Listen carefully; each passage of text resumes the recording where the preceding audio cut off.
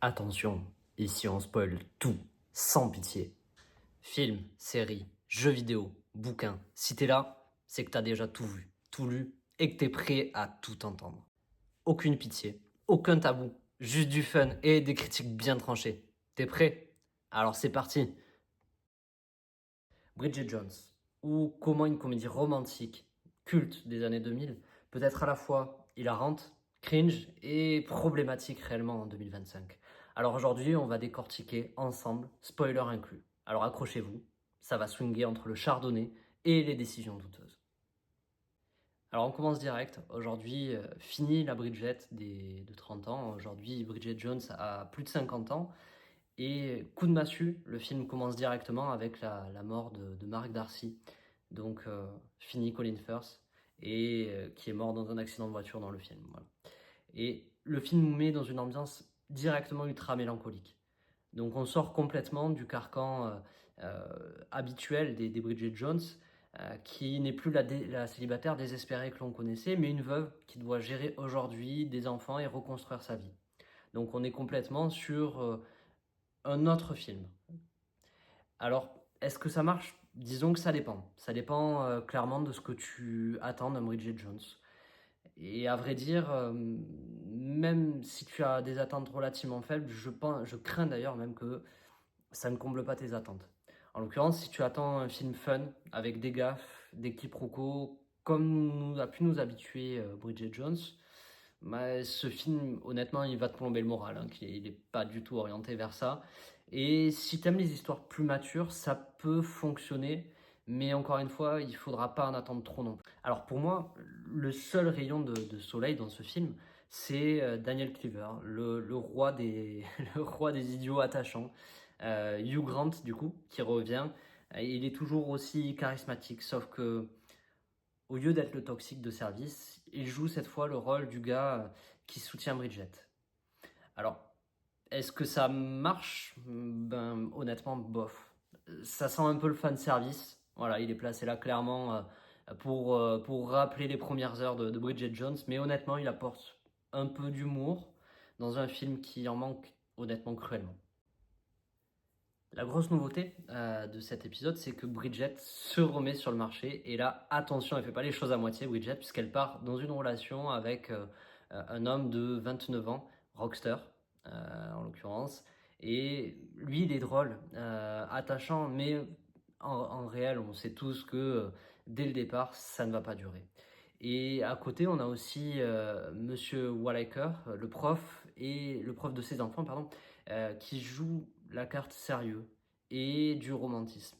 Mais là aussi, soyons honnêtes, ben, ce triangle amoureux, il est bien moins marquant que le classique Darcy versus Cleaver.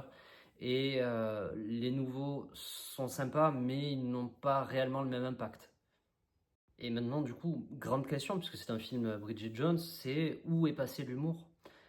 L'humour qui pouvait fonctionner hein, sur certains publics et qui pouvait être sympathique pour le coup dans les premiers épisodes. Là aujourd'hui, les moments drôles, ils sont là, bien entendu, mais l'équilibre entre la comédie et le drame, il est relativement bizarre. Bizarre parce que on dirait une comédie romantique classique et la minute d'après, on est dans un film de deuil et orienté sur la parentalité. Alors, cet épisode-là de Bridget Jones se veut plus mature, mais du coup, l'équilibre est délicat et au final, je trouve qu'il n'est pas trouvé par le film, cet équilibre-là. Sur les deux premiers Bridget Jones, comme je disais, l'équilibre fonctionnait parce qu'il jouait sur l'humour des situations et la maladresse du personnage. Ici, l'humour est plus rare, honnêtement, plus cynique, et honnêtement, on passe plus de temps à compatir pour Bridget qu'à rire avec elle.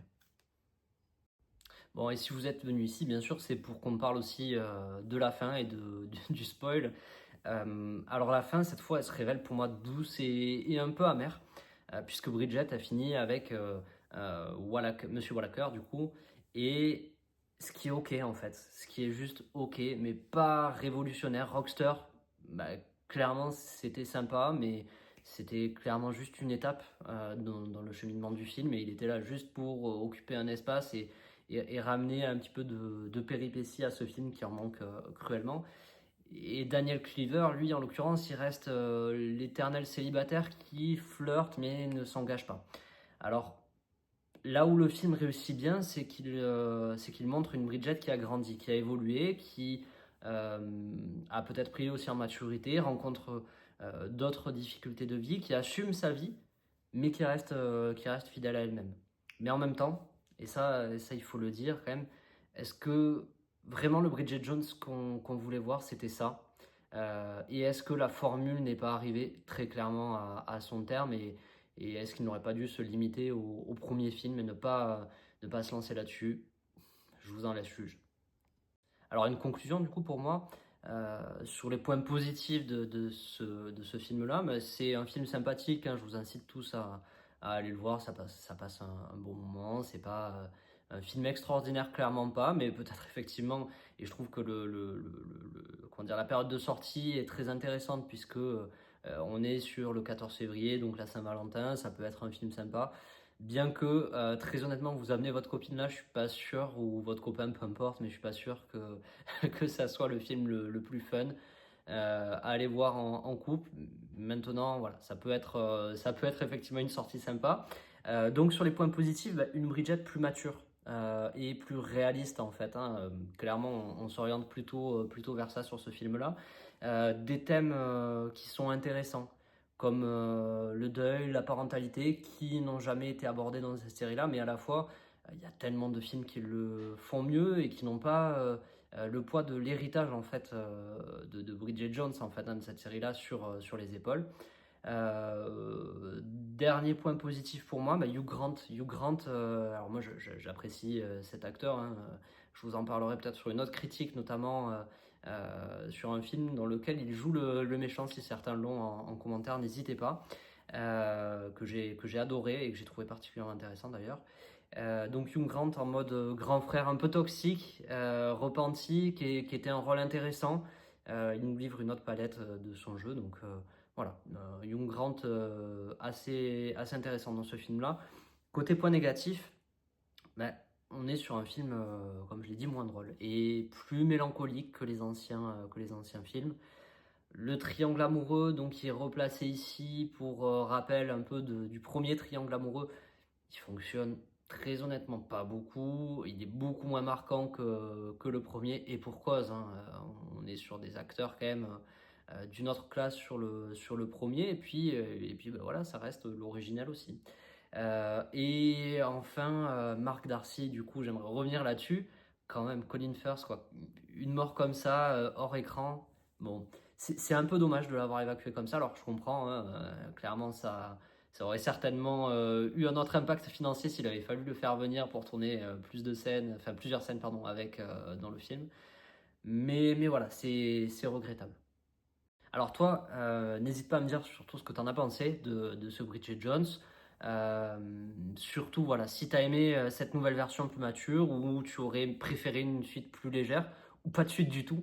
Très clairement, moi, c'est ce que je pense sur ce film-là. Bah, dis-le moi en commentaire.